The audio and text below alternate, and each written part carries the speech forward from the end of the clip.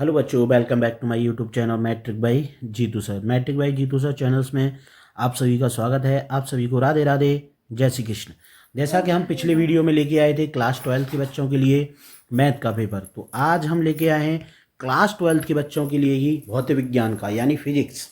कैसा आएगा, कैसा नहीं आएगा, कितने नंबर का आएगा, किस तरीके के क्वेश्चंस होंगे, कौन कौन से क्वेश्चंस होंगे, वो सब आज आप आज की वीडियो में जानेंगे। वीडियो को देखना है, ध्यान से देखना है, विदाउट स्किप किए हुए देखना है। इसमें हम आपको प्रश्नों को समझाएंगे।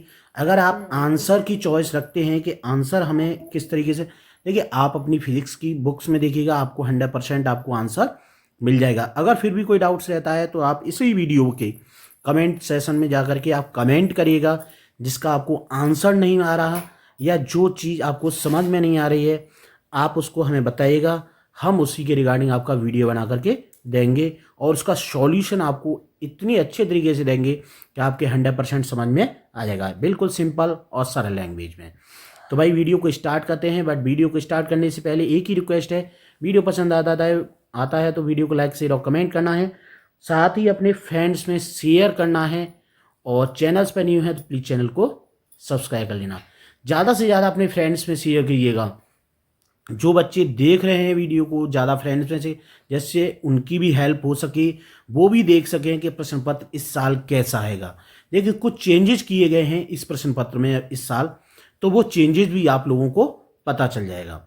तो वीडियो को देखना है विदाउट स्किप किए। तो आइए स्टार्ट करते हैं।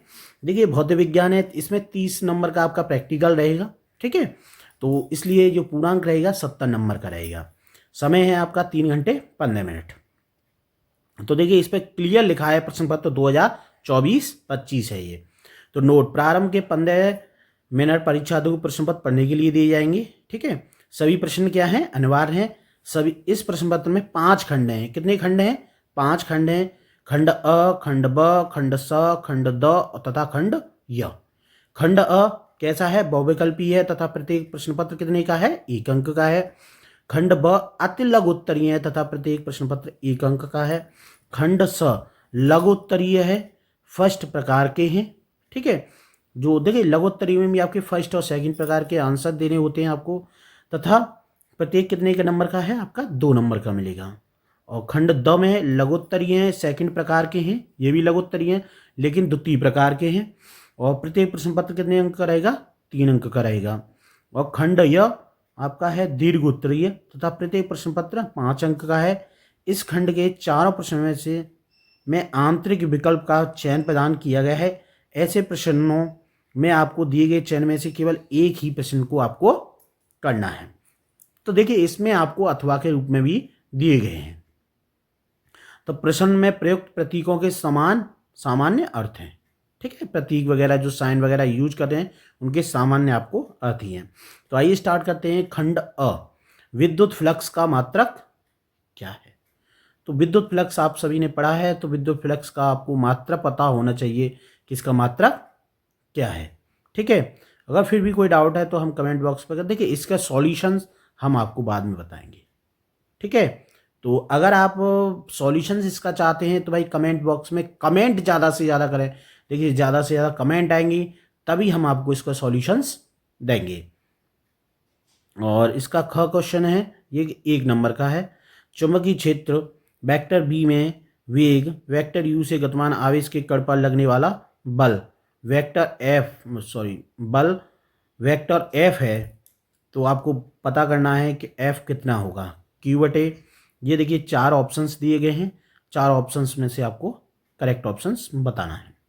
ऐसी ग है, इसमें भी दिया गया वेक्टर ई तथा वेक्टर बी वैद्युत चुंबकीय तरंगों के क्रमशः वैद्युत सदिश तथा चुंबकीय सदिश हैं।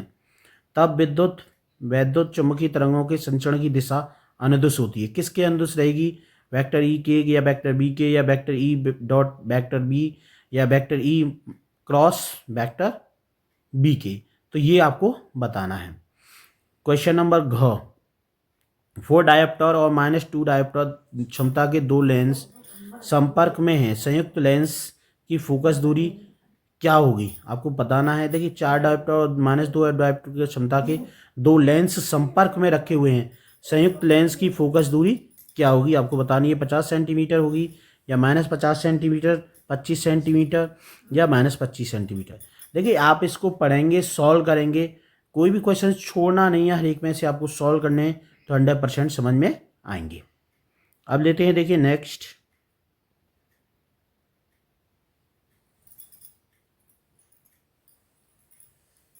तो देखिए जैसा कि इसमें दिया गया था, टोटल आपकी 6 क्वेश्चन है, ठीक है। अणा दिया गया एक धातु के पृष्ठ पर 6 इलेक्ट्रिक वोल्ट ऊर्जा के फोटोन आपतित होते हैं, तब उत्सर्जित फोटो इलेक्ट्रॉन की अधिकतम ऊर्जा 4 इलेक्ट्रॉन वोल्ट होती है। निरोधी विभव होना चाहिए। निरोधी विभव कितना रहेगा, 4 इलेक्ट्रो वोल्ट या 2 इलेक्ट्रो वोल्ट या 6 इलेक्ट्रो वोल्ट या 10 इलेक्ट्रो वोल्ट, तो ये आपको बताना है। अच्छा, पी प्रकार के अर्धचालक बनाने के लिए शुद्ध जर्मेनियम में मिलाया जाने वाला अपद्रव्य कौन सा होता है, फास्फोरस, एंटीमनी, एल्यूमिनियम, आर्सेनिक, तो ये आपको बताना है। वैसे इसका आर्सेनिक होता है तो आप देख सकते हैं और कंफर्मेशन कर लीजिएगा, ठीक है। खंड ब, विशिष्ट चालकता के लिए सूत्र बता एवं मात्रक लिखिए। विशिष्ट चालकता जो होती है उसका आपको सूत्र लिखना है और उसका मात्रक लिखना है। केवल 1 नंबर का ये भी क्वेश्चन है। देखिए जैसे कि उसमें दिए गए थे आपको 6 क्वेश्चन, फर्स्ट वाले में ऑब्जेक्टिव टाइप से यानी मल्टीपल चॉइस थे, और ऐसे ही खंड ब में भी आपको 1-1 नंबर के 6 क्वेश्चंस दिए गए हैं और सीधे सीधे हैं, बहुत ही सिंपल हैं, 1-1 लाइन के हैं क्वेश्चंस ये। 2 सीधे समांतर अनंत लंबाई के धारावाही चालों के प्रति एक अंक लंबाई पर लगने वाले बल का व्यंजक लिखना है। केवल सिंपल 1 लाइन में ही व्यंजक लिखना है। ग, 10 ओम प्रतिरोध तथा 10 हेनरी प्रेरकत्व की कुंडली 50 वोल्ट बैटरी से जोड़ी गई है। कुंडली में संचित ऊर्जा का मान ज्ञात कीजिए। तो केवल संचित ऊर्जा का मान ज्ञात करना है, सभी की कैलकुलेशन करना है, बस हो जाएगा। घ, क्रांतिक कोण की परिभाषा लिखनी है। मुश्किल से 2 लाइन की परिभाषा है, ठीक है, तो उसको याद कर लीजिएगा। क्रांतिक कोण की, देखिए इम्पोर्टेंट है, हम आपको बता रहे हैं कि ये जो पेपर है इसमें से 40% पेपर आएगा। अब ये मत सोचिएगा 40 से 50% आएगा, कम नहीं आएगा, इसलिए इस प्रश्न पत्र को ध्यान से देखना है और विदाउट स्किप किए हुए। अब है आपका हाइड्रोजन के प्रथम बोर कक्ष की त्रिज्या 0.53 एंगस्ट्रॉम है। तृतीय बोर कक्ष की त्रिज्या ज्ञात कीजिए। तो तृतीय बोर कक्ष की आपको कक्षा ज्ञात करनी है। और च, इलेक्ट्रॉन सूक्ष्म में त्वरक के विभव का मान ज्ञात कीजिए, विभव का, जबकि इलेक्ट्रॉन का तरंग दैर्घ्य 1 एंगस्ट्रॉम है, ठीक है। 1 एंगस्ट्रॉम इसका तरंग दैर्घ्य है, यानी लैम्डा की वैल्यू दी गई है, तो उसका त्वरक में विभव का मान, विभव यानी विभवांतर या विभव, उसका फाइंड आउट करना है। तो सिंपली 1-1 नंबर के क्वेश्चन हैं, तो 1-1 2-2 लाइन में हो जाएंगे, ज़्यादा लंबा इसका एक्सप्लेनेशन नहीं करना है आपको। केवल अति लघु में केवल 1 लाइन का ही आपको आंसर देना है। अब है खंड स, जैसा कि आपको बताए गए थे 5 खंड हैं, तो अब है खंड स। तो सब जो में क्वेश्चन दिए गए हैं सभी 2-2 नंबर के आएंगे, ठीक है। तो 6 ओम के मोटे तार को खींचकर इसकी लंबाई दोगुनी कर दी जाती है। तार के नए प्रतिरोध की गणना कीजिए। तो तार का जो नया प्रतिरोध होगा वो कितना होगा, वो आपको बताना है। ऐसी ख क्वेश्चन, किसी प्रिज्म से अल्पतम विचलन कोण 30 अंश है। प्रिज्म के प्रथम अपवर्तक पृष्ठ पर अपवर्तन कोण 30 अंश है। प्रिज्म के पदार्थ का अपवर्तनांक ज्ञात कीजिएगा। तो इसका अपवर्तनांक आपको ज्ञात करना है, ठीक है। अगर आप कहेंगे तो हम इसको पूरा का पूरा सॉल्व करके देंगे आपको क्वेश्चन। कंडीशन यही है, ज़्यादा से ज़्यादा कमेंट करें, फ्रेंड्स में शेयर करें, ठीक है। अब है ग क्वेश्चन, परमाणु द्रव्यमान मात्रक AMU की परिभाषा दीजिएगा, यानी परमाणु द्रव्यमान मात्रक यानी होता है इसका एटॉमिक मास यूनिट, ठीक है। AMU का मतलब होता है एटॉमिक मास यूनिट की परिभाषा दीजिएगा। इसका मान किलोग्राम तथा MEV में आपको व्यक्त कीजिएगा, ठीक है। घ, संलग्न चित्र में प्रदर्शित अमीटर A1 तथा A2 से मापी गई वैद्युत धाराएं क्या हैं यदि उनके प्रतिरोध नगण्य तथा PN संधि डायोड आदर्श हों। तो इसमें आपको क्या फाइंड आउट करनी है, मापी गई आपकी विद्युत धाराएं क्या हैं, इसमें आपको विद्युत धारा निकालना है, ठीक है, I की वैल्यू।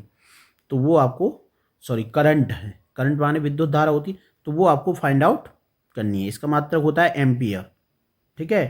तो ये आपको फाइंड आउट करना है, इसको डिनोट करते हैं हम I से, ठीक है। तो ये आपको फाइंड आउट करना है। तो ये था आपका खंड स। खंड स में ये 4 क्वेश्चंस थे, ठीक है। अब है आपका खंड द,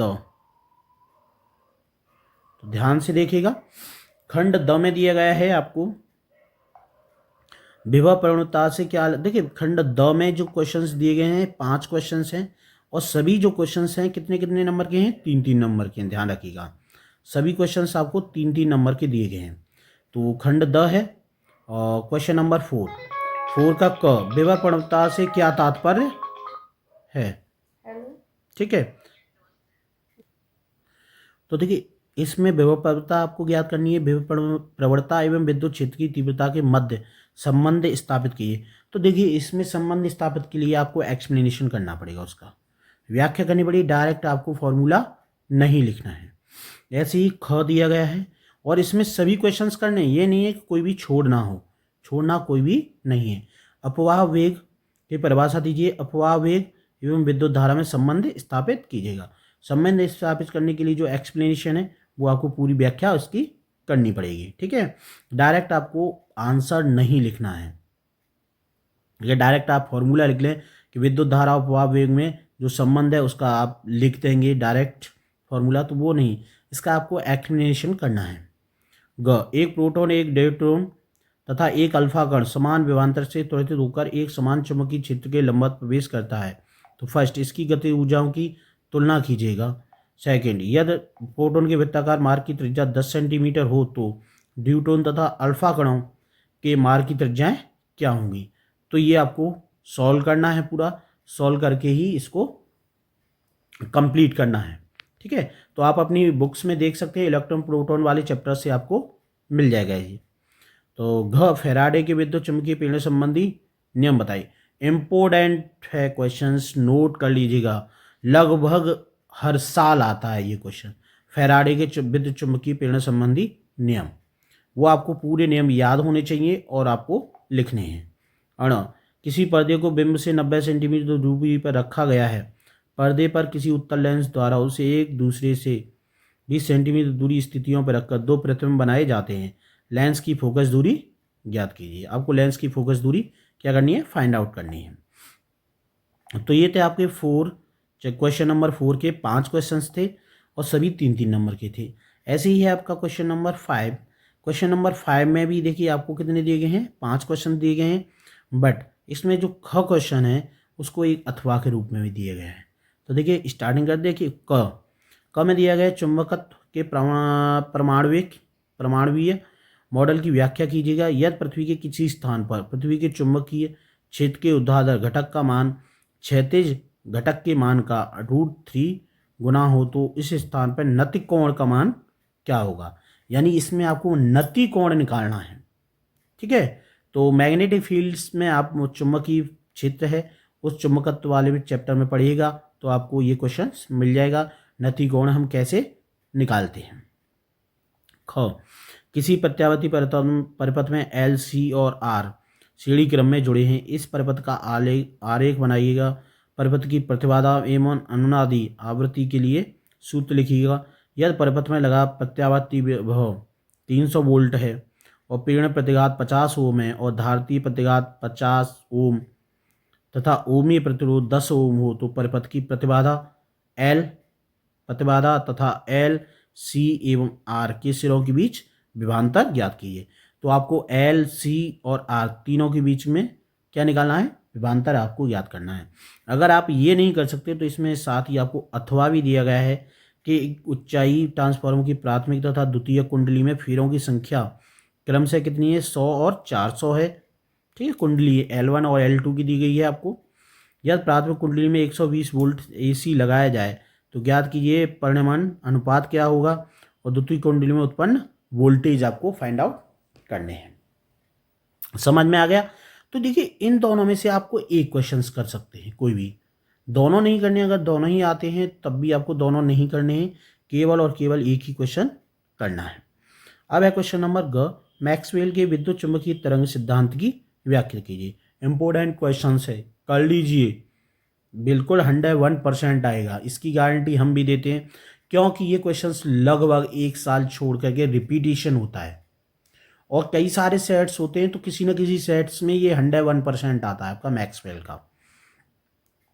तरंगों के संपोषी तथा विनाशी व्यतिकरण के लिए आवश्यक शर्तें बताइए। कौन कौन सी शर्तें होती हैं, उनको एक्सप्लेन करना है। ये नहीं है कि 2-3 लाइन में इसको एक्सप्लेन करना है, कम से कम आधे पेज आज से कम नहीं होना चाहिए आपका, ठीक है। जो शर्तें हैं उनको। अब है प्रकाश वैद्युत प्रभाव के नियम लिखिए। प्रकाश वैद्युत प्रभाव के जो नियम हैं उनको लिखिएगा। देखिए हेडिंग डाल डाल के लिखेंगे तो और अच्छा लगेगा, ठीक है। सीधे सीधे आप लिख देंगे फर्स्ट सेकंड तो वो थोड़ा और लगेगा। आप हेडिंग डालिएगा फिर उसके बारे में एक्सप्लेनेशन करिए तो बहुत ही अच्छा लगेगा और पूरे नंबर्स आपको मिलेंगे। अब है खंड य। खंड है य, इसमें है क्वेश्चन नंबर 6। देखिए इसमें दिया गया स्थिर वैद्युतिकी यानी वैद्युत स्थितिकी का गॉस प्रमेय लिखिएगा। इसकी सहायता से एक समान रूप से आवेशित अनंत लंबाई के सीधे तार के निकट विद्युत क्षेत्र की तीव्रता के लिए व्यंजक ज्ञात कीजिए। तो देखिए गॉस की प्रमेय के रिगार्डिंग क्वेश्चंस बहुत आते हैं, तो इनको ध्यान से देखिए।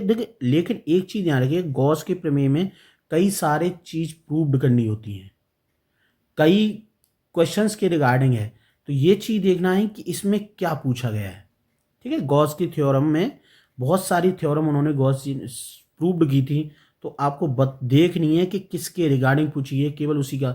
ये नहीं है कि पूछा कुछ जा रहा है और आप कुछ का किसी और का जवाब दे रहे हैं, तो ये चीज़ें अवश्य ध्यान रखिएगा। तो इसमें अनंत लंबाई की सीधे तार के निकट वैद्युत क्षेत्र की तीव्रता आपको ज्ञात करनी है। तीव्रता के लिए आपको क्या करना है, व्यंजक ज्ञात करना है, ठीक है। तो अब लेंगे हम नेक्स्ट। देखिए अगर ये नहीं आता है आपसे और समझ में नहीं आ रहा है तो इसके रिगार्डिंग आप दूसरा क्वेश्चन कर सकते हैं, ठीक है। अथवा के रूप में मिलेंगे ये सभी क्वेश्चन, और ये सभी जो क्वेश्चन हैं किसके हैं, 5-5 नंबर के हैं सभी। तो किसी समांतर प्लेट संधारित्र की धारिता का व्यंजक प्राप्त कीजिए जबकि दोनों प्लेटों के बीच परावैद्युत भरा है। तो या आप उसको नहीं तो इसको कर सकते हैं, ठीक। दोनों में से देखिए, दोनों में ही क्या करना है, आपको व्यंजक ज्ञात करना है, ठीक है। उसको एक्सप्लेन करना है, व्याख्या लिखनी है और तब उसको व्यंजक आपको फाइंड आउट करना है। डायरेक्ट आपको आंसर इसका नहीं लिखना है। क्वेश्चन नंबर 7, संयुक्त सूक्ष्मदर्शी का नामांकित किरण आरेख बनाइए तथा इसकी आवर्धन क्षमता का सूत्र ज्ञात कीजिए। जब प्रतिबिंब अंतिम प्रतिबिंब स्पष्ट दृष्टि की न्यूनतम दूरी पर बनता है तब आपको फाइंड आउट करना है। तो देखिए इसका आपको चित्र और किरण आरेख बनाना है, स्पष्ट और क्लियर बनाना है, ठीक है। किरण आरेख बिल्कुल क्लियर खींचना है, साफ और स्वच्छ, उसमें काट पीट नहीं होनी चाहिए। साथ ही इसमें किरण चित्र जो भी बनाते हैं उसमें आप पेन का इस्तेमाल ना करें, पेंसिल का ही इस्तेमाल करें, ध्यान रखिएगा। कोई भी किरण आरेख बनाना हो, चित्र बनाना हो, उसमें पेंसिल का ही आपको यूज करना है, पेन का यूज नहीं करना है। और जब अंतिम प्रतिबिंब स्पष्ट दृष्टि की न्यूनतम दूरी पर बनता है तो जो आप सूत्र ज्ञात कर रहे हैं, ठीक है, तो वो सूत्र जो है एक्सप्लेन होना चाहिए, यानी उसका व्यंजक जो है एक्सप्लेन होना चाहिए। डायरेक्ट आपको सूत्र नहीं लिखना है। अथवा प्रकाश के विवर्तन से आप क्या समझते हैं, एक पतली झिर्री से प्रकाश के विवर्तन के कारण प्राप्त विवर्तन प्रारूप की व्याख्या कीजिए। इसको नहीं तो आप इसको कर सकते हैं, दोनों में से एक करना है, दोनों आपको नहीं करने हैं। अब क्वेश्चन नंबर है 8, हाइड्रोजन परमाणु की निम्नतम अवस्था में इलेक्ट्रॉन की ऊर्जा 13.6 इलेक्ट्रोवोल्ट है। एक 12.75 ईवी ऊर्जा का फोटोन हाइड्रोजन परमाणु के एक इलेक्ट्रॉन द्वारा निम्नतम ऊर्जा स्तर में अवशोषित किया जाता है। हाइड्रोजन परमाणु किसी ऊर्जा स्तर तक उत्तेजित होगा। लाइमैन श्रेणी की दूसरी एवं बामर श्रेणी की दूसरी रेखा की तरंग दैर्घ्य की गणना कीजिए। तो देखिए इसमें श्रेणी दी गई थी, लाइमैन श्रेणी और बामर श्रेणी वगैरह, और भी श्रेणियां हैं, तो ये आप उस श्रेणी वाले चैप्टर्स में पढ़िएगा तो आपको समझ में आ जाएगा, ठीक है। उसी चैप्टर से लिया गया है। या अगर ये नहीं आता है तो आप अथवा के रूप में दूसरा क्वेश्चन कर सकते हैं, जैसा कि इसमें दिया गया है कि किसी नाभ की अवक्रिया, यानी नाभ की अवक्रिया है कोई भी A+B एरो C+D, यानी A+B, इन दोनों को आपको मिला करके क्या बनता है, प्रोडक्ट क्या प्राप्त होता है आपको, C+D का Q मान लिखिए। Q मान निम्नलिखित समीकरण द्वारा परिभाषित होता है। Q बराबर आपको दिया गया MA + MB minus M C minus M D का होल सॉरी ब्रैकेट में क्लोज है सी स्क्वेयर, जहाँ दिए गए द्रव्यमान नाभ की विराम अवस्था द्रव्यमान है। दिए गए आंकड़ों के आधार पर बताइए कि निम्नलिखित अभिक्रियाएं ऊष्माक्षेपीय हैं या अवशोषी। ठीक है, इनके आधार पर आपको ये बतानी है। जैसे 1H1 1H3 arrow 1H2 plus 1H2। ठीक है, ये आपको बतानी है ऊष्माक्षेपीय है या ऊष्माशोषी। ऐसे ही है आपकी कार्बन की दी गई है 6C12 एरो 10 Ne यानी न्यूट्रॉन है 10 न्यूट्रॉन 20 और 2 हीलियम 4। ठीक है, ये प्रोडक्ट प्राप्त हुए, तो ये आपको बतानी है ऊष्माक्षेपीय है या ऊष्माशोषी। ठीक है, ध्यान से देखिएगा विदाउट स्किप किए हुए। अब है क्वेश्चन नंबर 9। तो देखिए क्वेश्चन नंबर 9 में देखिए पी एन संधि डायोड वाले क्वेश्चंस आंख मीच के इनको याद कर लीजिएगा। 101% रिटेन में लिख लीजिएगा, हर साल आता है ये। पी एन संधि डायोड के लिए अग्र दिनशक तथा पश्चिम दिशक अवस्था में परपथ आरेख खींचिएगा। 2 अवस्थाओं हेतु प्राप्त अभिलक्षण वक्रों को समझाइएगा। तो ये आपको करेंगे तो आपको 100% समझ में आएगा। देखिए पी एन संधि डायोड वाला क्वेश्चन इंपॉर्टेंट क्वेश्चन है। ठीक है, तो इसको याद कर लें। ठीक है, और इसको याद करने का मतलब नहीं है जनरली याद करें, उसको लिख करके भी याद करें। यही नहीं है कि सिंपली आपको लर्न हो गया, आप लिख करके याद करेंगे तो आपका 100% श्योर हो जाएगा। अथवा पी एन संधि डायोड क्या होता है, परिपथ आरेख खींचिएगा। खींचकर पी एन संधि डायोड का अर्धतरंग दृष्टकारी के रूप में कार्यविधि समझाइएगा। निवेशी तथा निर्गत वोल्टताओं के तरंग रूपों को आप दर्शाइएगा। तो उसको आपको दर्शाना है, एक्सप्लेनेशन करना है और चित्र बनाना है बिल्कुल क्लियर। पी एन संधि डायोड क्या है देखिए उसके बारे में आपको लिखना है, और जो चित्र है परपथ आरेख खींचना है पी एन संधि डायोड का, वो बिल्कुल साफ और स्वच्छ होना चाहिए। पेंसिल का उसमें इस्तेमाल होना चाहिए, पेन का आपको यूज नहीं करना है। बिल्कुल ध्यान रखिएगा, इन चीज़ों को आप ध्यान रखेंगे तो 100% आपके पूरे अच्छे नंबर आएंगे। ठीक है, आप जो भी कॉपी करें साफ और स्वच्छ लिखें बिल्कुल, और हड़बड़ाहट बिल्कुल नहीं करनी है। साथ ही एक चीज़ ध्यान रखिएगा, जो क्वेश्चन आता है पहले आप उसको करें सॉल्व। ये नहीं है कि जब तक आपसे वो क्वेश्चन पहला वाला नहीं आ रहा तो हम दूसरा वाला नहीं करेंगे। भाई पहला वाला नहीं आ रहा है तो आप दूसरा वाला करिए, अपना टाइम वेस्ट ना करें। टाइम बहुत ही कीमती है पेपर टाइम में, ध्यान रखिएगा। जो टाइम बीत गया वो वापस रिटर्न नहीं आता है। तो आज की वीडियो में हमने बताया था, ये पूरा क्वेश्चन पेपर था फिजिक्स के रिगार्डिंग क्लास 12 के बच्चों को। देखिए कैसा लगा कमेंट बॉक्स में कमेंट करना है। इसी तरीके के आगे जो क्वेश्चंस हैं मॉडल पेपर जो जारी किए हैं वायरल पेपर है। देखिए गवर्नमेंट पहले ही कह चुकी है कि हम 40 से 50% इसी पेपर में से देंगे, तो आप ध्यान रखिएगा 40 से 50% तो आपके नंबर पक्के हो जाएंगे। तो इस पेपर को रट लो, जो भी आपको क्वेश्चंस दिए गए हैं। ठीक है, इनको रट लीजिएगा, और इसके अलावा जो भी आपके टीचर्स ने पढ़ाए उनको भी आप पढ़ लीजिएगा। तो आपके उम्मीद करता हूँ अच्छे नंबर आएंगे, और हो सके तो आपके पूरे में से पूरे नंबर आएंगे। फिर भी अगर कोई डाउट्स होता है तो आप कमेंट बॉक्स में कमेंट कर सकते हैं। देखिए कोई क्वेश्चंस नहीं आता है और प्रॉब्लम है, समझ में नहीं आ रहा, तो आप कमेंट करेंगे तो हम 100% उसका सॉल्यूशन आपको देंगे। वीडियो को देखना है विदाउट स्किप किए हुए, स्किप बिल्कुल भी नहीं करना है। साथ ही अपने फ्रेंड्स में शेयर कीजिएगा। देखिए ज़्यादा से ज़्यादा आप शेयर करेंगे तो हमारा भी मनोबल बढ़ेगा, और अच्छे से अच्छा आप लोगों के लिए करने की कोशिश करेंगे। तो यहीं पर करते हैं हम वीडियो का एंड। वीडियो कैसा लगा कमेंट बॉक्स में कमेंट करना है। चैनल्स पर भी नहीं हुआ तो प्लीज़ चैनल को सब्सक्राइब कर लेना। तो आप सभी को राधे राधे, जय श्री कृष्ण।